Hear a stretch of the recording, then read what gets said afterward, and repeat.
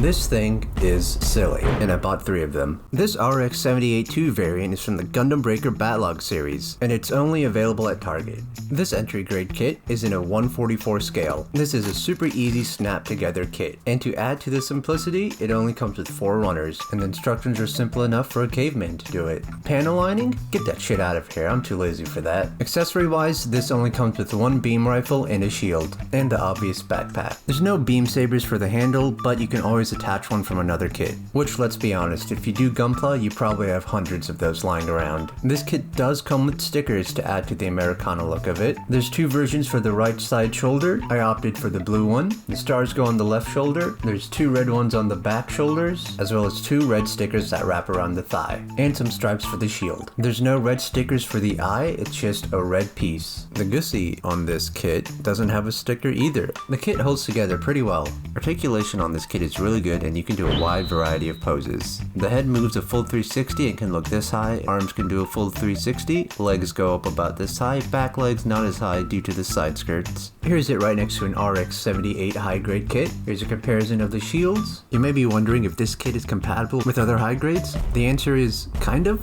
The hands are standard, so you can replace them with any other kit. You can attach other shields to it, and then you can also have 2 shields. You can also swap out the backpack for something else. Now, since this kit is engineered differently, you might have to do a little bit of finessing to get it to fit with other high-grade kits. The ball joints are on the main body, rather than on something like the arm like this Shining Gundam kit, so you'll have to get a little bit creative when it comes to kit bashing.